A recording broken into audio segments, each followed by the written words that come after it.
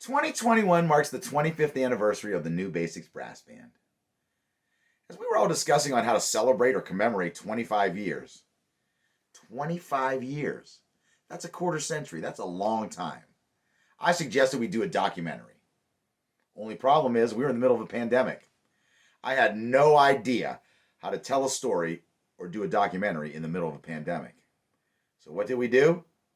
Got out the phones, dusted off the memories, and I told a story about some kids from the Midwest who put together a brass band based on their love for New Orleans brass band music and put their own flavor on it. Now we're going to get to the top of the story. But remember, if anybody ever asks you how you get to 25 years, you tell them, you just don't quit.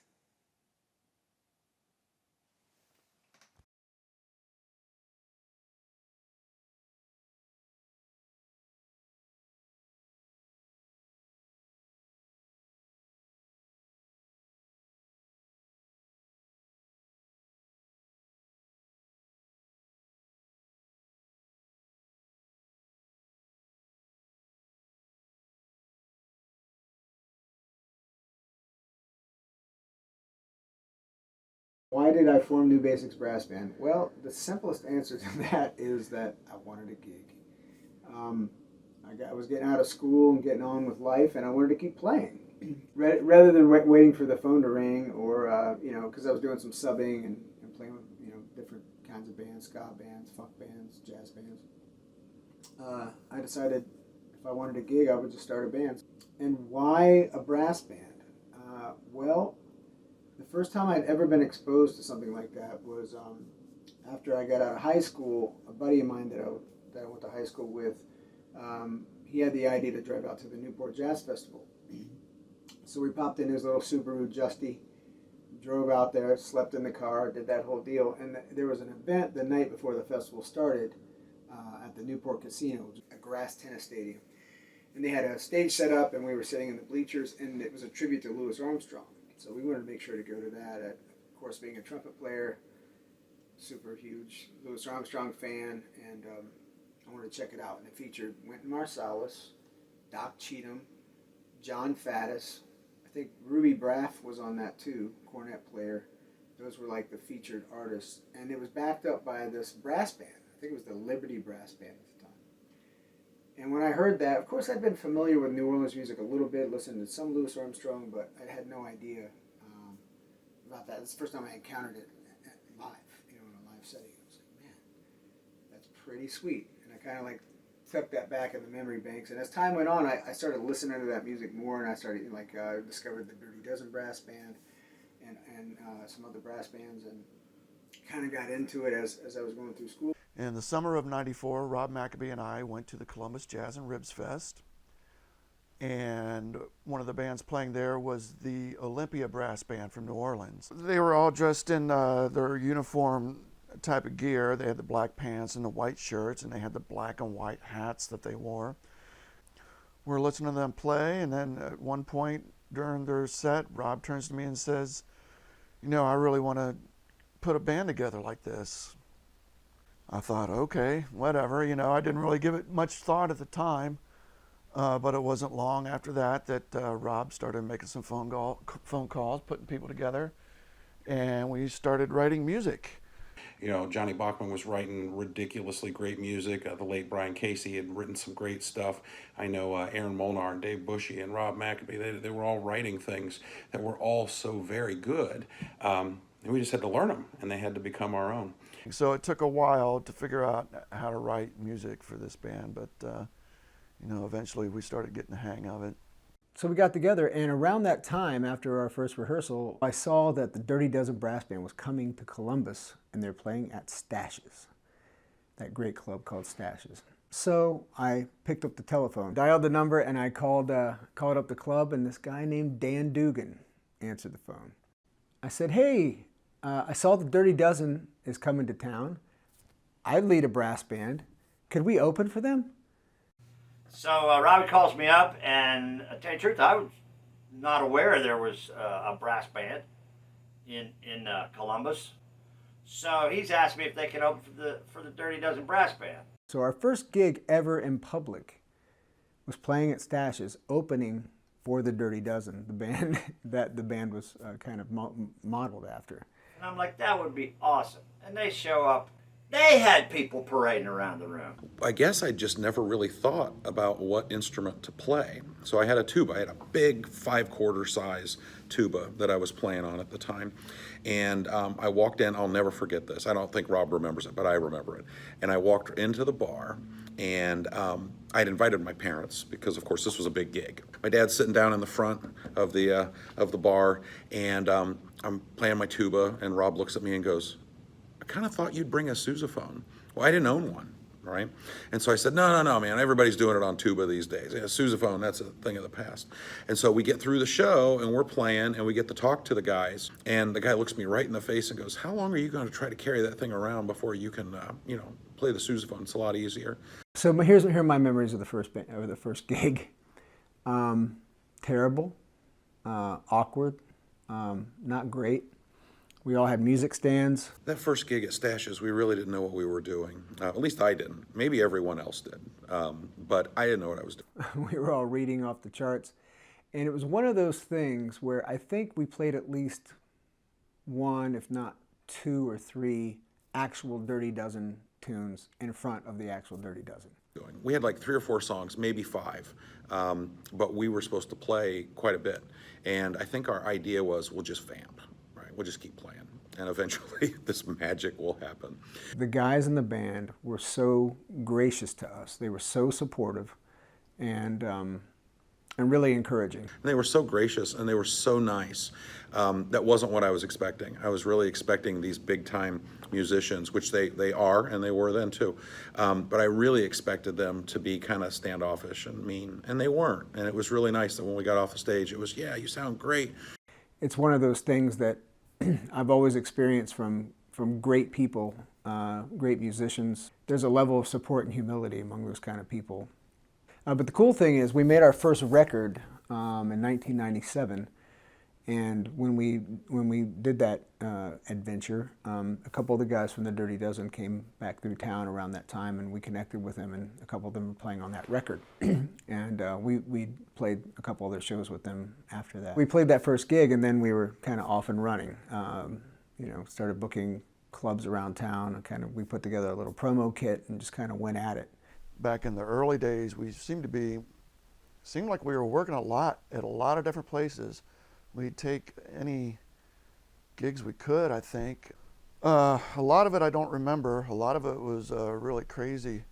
When it comes to playing gigs, there's always something going on. Even the other night we had Crazy Cowbell Guy come up on stage, and there's a lot of that. There's a lot of people who just feel like it's time to get up there with the band. Sometimes that works out great. Sometimes we engineer that, and sometimes it's just like rough. But the thing about the band, we played a variety of gigs. On one hand, we will try anything. Rob always comes up with something crazy that everybody says, "It'll never work," and then it works. Like almost all the time. So, there's lots of opportunities, whether it's doing like an outside parade thing or a club gig or a festival or a private show. But sometimes you see those things and it's like, that was a great idea. And sometimes you do those things and it's like, what were they thinking? Or what were we thinking in doing this gig? And one of those I can think about was Cap City Diner. It's a restaurant, and then you have this brass band in the restaurant, like right by the tables. And of course, we start playing, and it's like, "Can you guys play any softer?" "Sure." "Can you play any softer?" "Sure." And at that time especially, it wasn't a soft playing band. It was like pretty hard, especially when it came to the trumpet players. And Johnny and I were playing trumpet, and there was one of the tunes that kind of went way up high, and when I went to play that part, I was trying to play soft, so I kind of like squeezed in and just tried to squeak it out. So it wasn't too loud in this little restaurant. And when I went to do that, the next thing I know, I was coming to, and I was on my way to the floor. I'd like choked my air off or something, like choked myself out. Came up in time to like kind of catch myself. I think John grabbed my trumpet. So I just immediately got up and went into the bathroom and tried to collect myself. But that was our last really intimate restaurant gig. It was very early on when I was playing with the band. I know we were playing a gig at the Short North Tavern. I think we were covering We Got Robbed or something like that. And in the middle of the song, I'm playing, the band's playing, everything's going just fine, everybody's grooving, and all of a sudden something like taps me like on the top of the head. So I look around and there's nothing. And then like half a second later, there's this splash and it like bounces off and like hits me in the face. And I realize all of a sudden there's like this white chunky stuff all over my drum set. And I'm like, what the heck? And I look up, there was like a drop ceiling and there had been like a leak or something in the apartments above the bar. And there's literally like ceiling tile crumbling and just falling apart and spilling all over my drum set and me at the time. We're still in the middle of the song and I kept playing and it's just like making this horrible mess and like I couldn't do anything about it. It was one of the craziest, like most random things that ever happened and to me while I was playing. You know, we've played to audiences big and small. More small than big, but some of them are really crazy. There was the one time we played at Dick's Den, and I actually have a photograph from it, which is actually this photograph right here on the wall.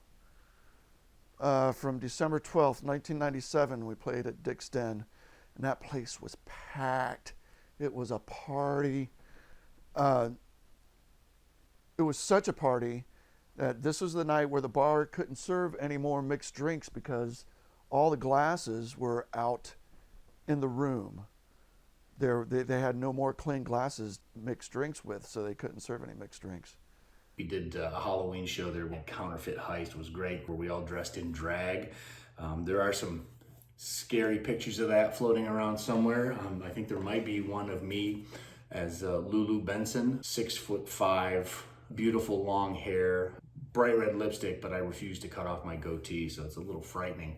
Okay, so the wild card. Well, one night we found out that Matt Adams murdered his family. February of 2006, I had a 2-month-old kid at home. We were playing through our room. We were going to play one more song after this happened, and I remember Rob saying, well, I don't think we're going to play another song. It was getting close to 2 from the back of the room, and it was packed. 3 police officers approached the stage. And they looked right at me and they said, are you Matt Adams?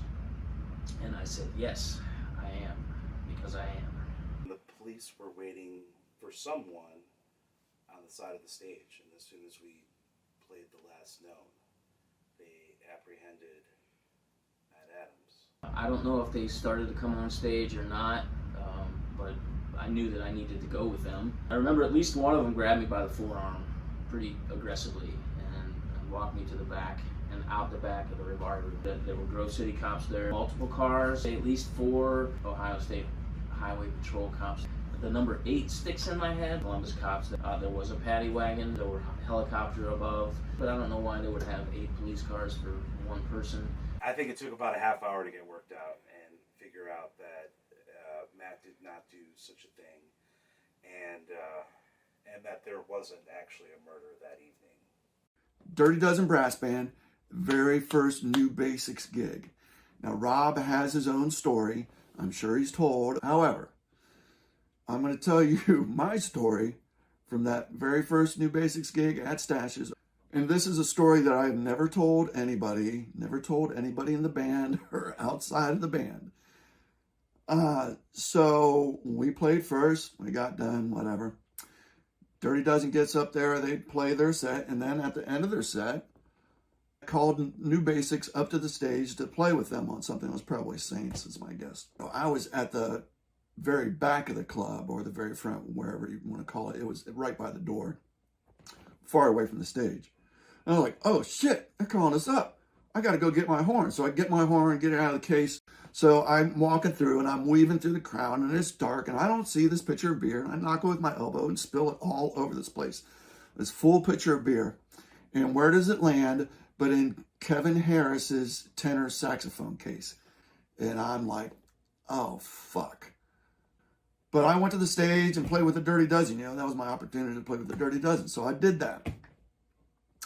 And then afterwards, after the gig, I walked right by Kevin tending to his saxophone case right when he found out what had happened. And I just kept my mouth shut. One of the most memorable things just over the years is some of the regular gigs that we've had. Dreamfest, Park Street Tavern, Barrister Hall, Roomba Cafe, Shindiggity, Space Bar, Mother Stewart's Brewery, Chelsea's, And the Short North Tavern. Sonny's on Broadway, Oldfields, Brothers Drake, Comfest, Top Cats, King Avenue 5, Playing all up and down High Street. the Rivari Room, Rambling House, Ruby Tuesdays, The 501 Jazz Bar. Flatiron, the Vanderelli Room. Vaughn Jazz. Dick's Den. the old Firehouse. and the Slovenian Cultural Home. We played some other places that I don't even think exist anymore. It's hard to keep track of all of it. And all of those have been great fun. They've been great times.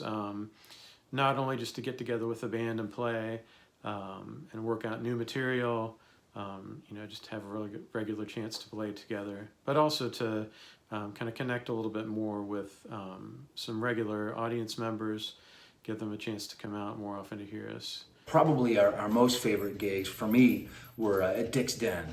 Dick's is a home for jazz in Columbus, and the crowds are always fantastic. The staff is amazing. Everybody's in a party atmosphere. The band plays better over there for some reason.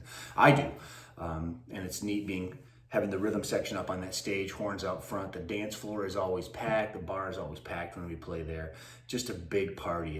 There's a lot about playing at Dick's Den that is really awesome. Playing on the floor 3 feet or less from the crowd sometimes is one of them, and with New Basics it certainly was. It wasn't in my experience to have a crowd that full, having that much fun, and being that close to them. It was pretty unbelievable.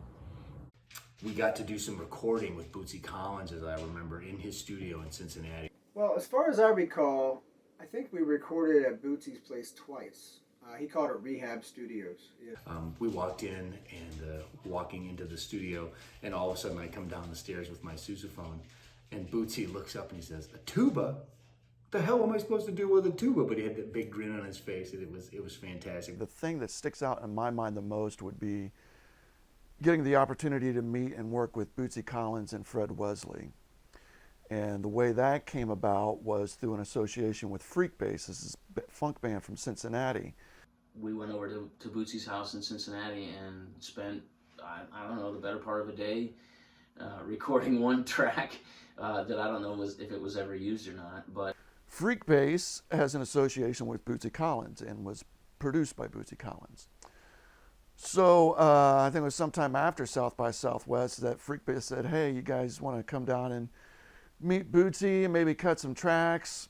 And we're like, "Well, hell yeah, we want to come down there and meet Bootsy Collins."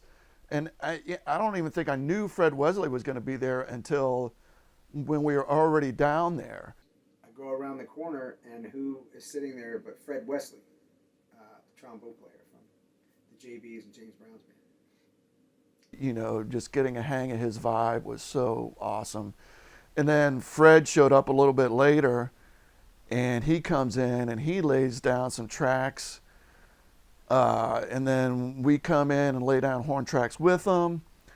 It was just all crazy.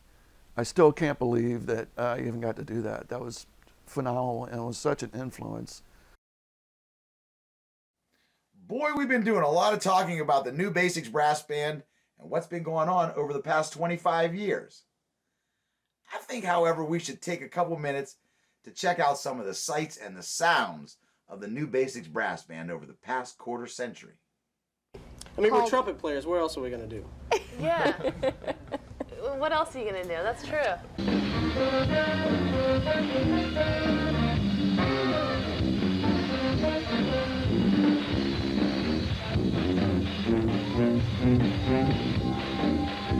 Was it all right tonight? Yeah, come on, get on the stage. Come on, right here. Come on up, come on up, come on up. Get on the stage, get on the stage. Come on. Okay, so come on up. We're not done. Come on, get on up, come on.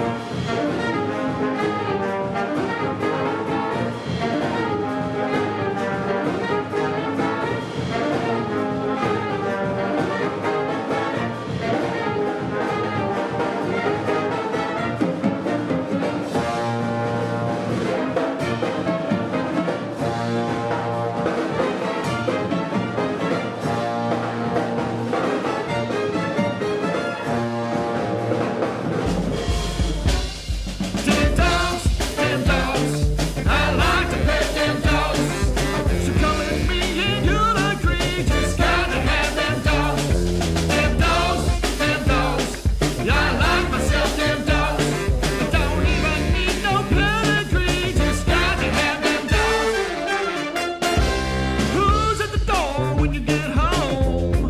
Dead dog. Who do a trick for a doggy bone? Dead dog. Who's rolling over and playing dead? Who you think they call man's best friend? Them dogs, yeah, I like to pet them dogs. So come with me and you'll agree, just got to have them dogs. Them dogs, yeah, I like myself them dogs. I don't even need no pedigree, just got to have them dogs.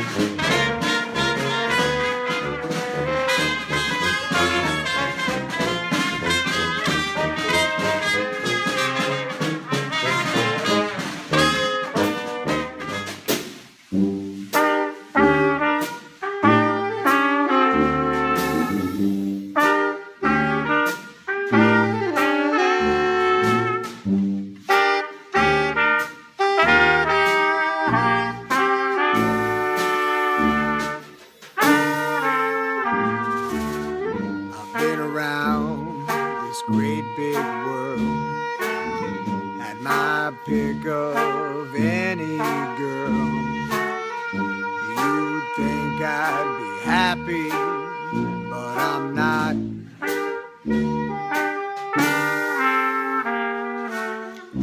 Everybody knows my name, but it's just a crazy game.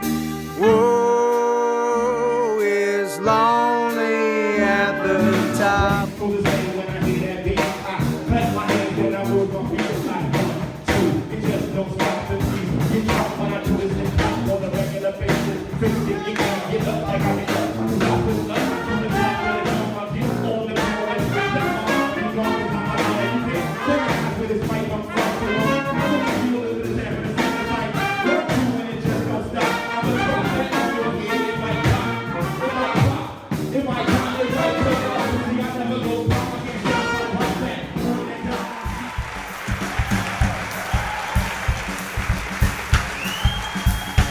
Sing along with us if you're feeling good. I know a girl in New Orleans, Little Liza Jane, prettiest thing you ever seen, Little Liza Jane. I know a girl in Ohio, Little Liza Jane, where the corn grow tall by the Scioto, Little Liza Jane, Ohio. Oh, Little Liza Jane. Come on. Blue jean can send me. Somebody send me. Somebody send me. Somebody send me. Somebody, somebody. Somebody send me. Somebody send me. Somebody send me.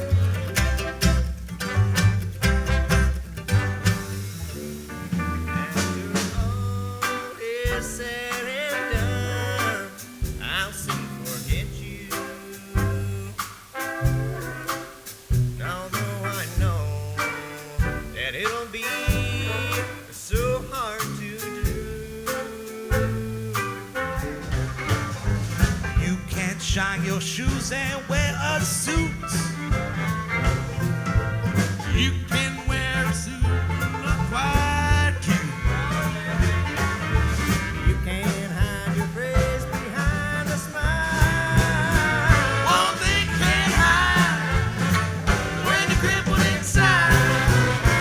One thing you can't hide is when you're crippled inside. You can't hide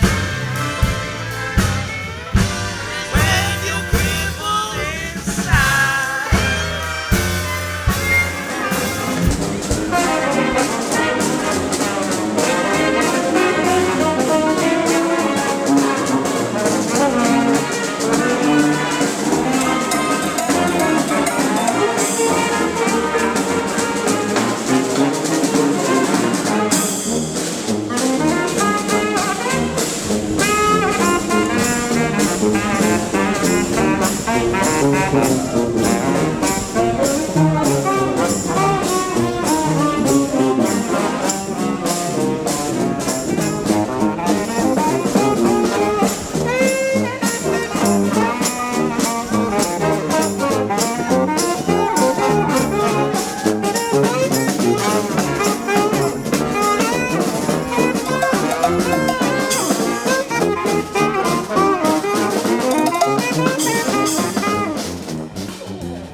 you got me to make you wanna stand. Funky boys in the band got the horn in the hand.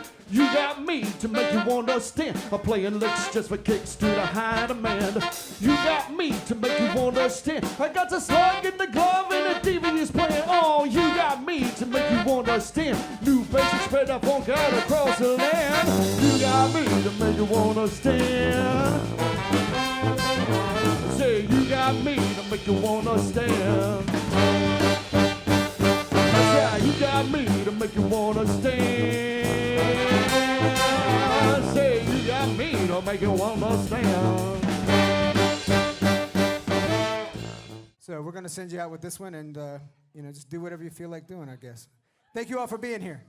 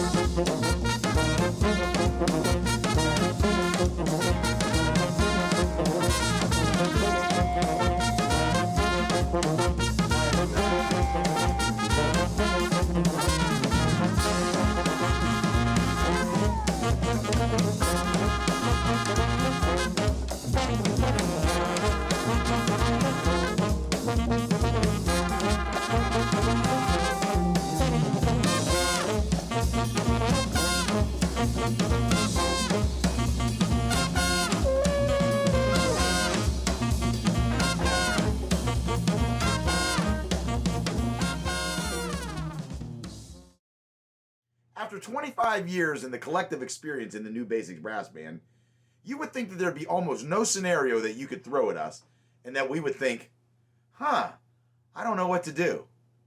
And then 2020 hit. The pandemic hit. None of us knew what to do. And once again, we sort of all had to look around at each other and say, what's next? I want to talk briefly about what went on during the pandemic. Hopefully, when we see this video, it'll be a long, long time ago past, right? We had just finished out kind of a busy beginning of the year. We'd done several Mardi Gras shows, some other things. We played for a band member's wedding. Things were going great. Then mid-March, everything changed. By probably a month after that, pretty much all of our gigs for the year had been canceled. We were so busy that week, and then 2 weeks later or a month later, the pandemic hit us. So we were not able to play. All the work dried up for everyone. All the gigs were canceled, and there's a lot of chaos. There's a lot of nobody knowing anything what's going on, and probably worst of it was just the uncertainty of it all. When were things going to get better? And we're probably still wondering that. Well, as I sit here now and think about it, it doesn't seem like a big deal, but you got to even go back, a year and a half to where everybody was mentally on a situation, like the apprehension and just the being unsure about what to do, what's safe, what's not safe, along with just the idea of like, how are we supposed to play, or what are we going to do now, and all these things. So we were kind of wondering what was going to happen at that point. My biggest thing is that for musicians and artists and audiences, that we realize how important this stuff is, because man, without the live music, we're hurting. We're really hurting.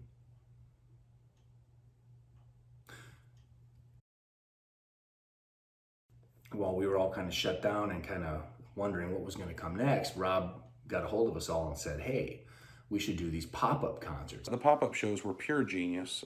Rob and the other guys had the idea to do pop-up shows in the streets of Columbus for people's birthday and celebration. So we had a lot of fun, and that was one of the only gig we had.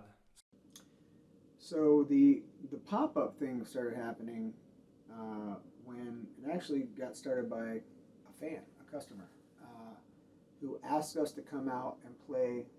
It was either a birthday or an anniversary. And we had done a couple things like that before, and a few other musicians have been doing similar things, going around on pickup trucks and playing in neighborhoods and things. And when that came up, I think that was probably April-ish, late March, April. And I checked in with a couple of the guys, and everybody was just like, I don't know. I'm not sure if we're ready for that. I don't know what it's involved.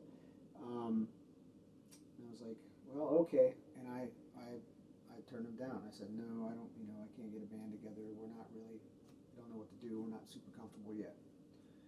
So he said, okay. Then, I don't know, some weeks later, a month later, I forget what it was, the same guy gets a hold of me and goes, now we got a birthday. That was an anniversary. Now we got a birthday. And is there any way you guys could come out? So a couple weeks have gone by. I checked in with a couple of the guys, and we got a quartet together: drums, tuba, a couple horns. And it was a beautiful experience. We showed up in the driveway. We went up to the yard. His wife came out, super surprised, dancing on the front porch. We did our 30-minute set, and it was all cool. So we decided that we would do some things like that. One reason, because we're really suited to that kind of thing. We don't need amplification. We're perfectly mobile. I mean, we don't need to be plugged in. I normally play with an amp if we're in the club, but the whole point of the brass band is, comes from the old Salvation Army thing where you can't get the sinners to church, so let's take church to the sinners. And that's what we did. We went and saw everybody. A couple of my favorite things about the band is that we are mobile. So we can take a show that's on the stage and we can take it to the street. We can march around. We can do a parade. It's pretty cool, pretty unique to be able to take the party wherever we go. I don't have a lot of experience with that. We did a couple things in a couple city parks, which were great. It was nice to see people being able to get out, walk by, hear some music, maybe hang out and enjoy something a little bit different. And it wasn't just about, the band needs to play, or we need a gig, or we want the creative outlet. We knew that people were hungry for it, that people were needing that at the moment. Been great for the band and for the audiences that we've been able to play for. To be able to spread a little bit of joy that way, where people have been cooped up, quarantined.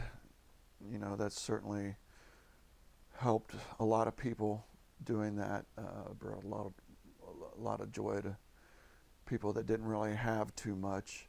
The people that were involved in those, that had hired the band, that happened to be next door to the people that hired the band, just the look on their faces, they were so happy. They were so excited because there was live music. It was in their yard. It was in their driveway. It was in the middle of their street. It's been nice to be able to get out, even in all this and play a little bit.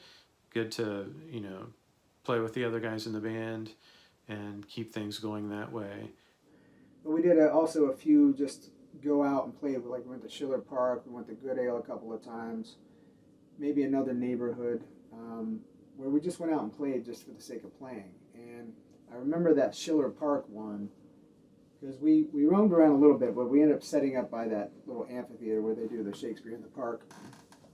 And even though people were spread out, there was still apprehension in the air and everything. But you could just see, like, when we started playing, you could just see, like, some people gathered a little bit, and you could just see, like, the shoulders drop a little bit. You could see, like, a little bit of relaxation, a little bit of ease now, like, maybe a little bit of normalcy, maybe just a little bit of joy, maybe just a little bit of live music. And that was really encouraging to us and something that we, I personally can say I love doing because, being able to share that with people made a lot of difference for myself Well, I think New Basics really gave me a start in everything that's a part of my current professional career, at least in performance. I didn't know what a monitor was. I didn't know how to use one. I didn't know how to use a microphone. I was a tuba player. I would say that New Basics for me has been a proving ground, a development ground. Well, when I think back over these past 25 years, what I realize is in many ways I grew up in this band. You know, we started out early 20s, kids, and over these past 25 years I've learned about business, I've learned some stuff about music, I've learned about relationships, leadership, and many of those lessons came from doing things badly or making mistakes in those areas. So some of those lessons were earned, I guess you could say. You know, when you go to music school and you spend years trying to learn how to play your instrument, play music, when you get out of school, you don't necessarily know how to play your instrument. That kind of thing really happens in live working settings. So New Basics was that working setting for me. That's where I really learned how to play. Yeah, everything that I learned about being in the biz, I pretty much learned in those first several years with New Basics. Joining New Basics was one of the coolest things that happened to me, especially at that time in the Columbus music scene. We've done these gigs where like they're really just about connecting with the community, and I guess I didn't really realize until I started doing that with New Basics that was something that I not only enjoyed, but it has become a big part of my life. The thing I appreciate most about being in the band is the level of camaraderie with all the guys. We are all, at a certain point, perfectionists, but we're all very compassionate and passionate. Someone will have a great idea, we'll work it. Someone will have an idea that's not so good, and we'll work around it. You know, I've made my share of gaffes in this band, especially when I was learning, and everybody was always very supportive. I feel like lifted up in this band. I've been playing with the New Basics for 17 of the past 25 years. And I think one of the great things about playing with this band has been just being able to play a different type of music than I probably would have otherwise. There's really nothing like this, you know, around Columbus or, you know, anywhere in the area. So it's great to, you know, have a different outlet and kind of be able to stretch and, you know, play in some different styles and do some different things than, you know, I normally would with a lot of the other bands that I play with. And it's just been a real honor to work with all the people that have been in and out of the band over these years. And to me, it's just a real privilege and honor to see the commitment that everybody else has to this, and how we're keeping on after all this time. It's been great to get to know people and develop friendships and relationships, you know, with all the great people that have played in the band over the years, from the very beginning, you know, up through now. I hope that what I was a part of in the beginning served as something, and I definitely hope that this band continues a long time into the future, because we've got a lot more music to play. As to what's next, you know, what the next years will hold, however many there are, I would love to get involved with some more of those collaborations like we do with Brass and Grass, whether it's another arts organization or other kind of band, mix some genres, do something fun. And really to just be open to possibilities, because I work with a lot of brilliant, creative people. So at this point in the game, it's more about being a facilitator for other good ideas, I think. And I might have a couple of my own, we'll see. But what a blast, what a journey, and let's see what happens.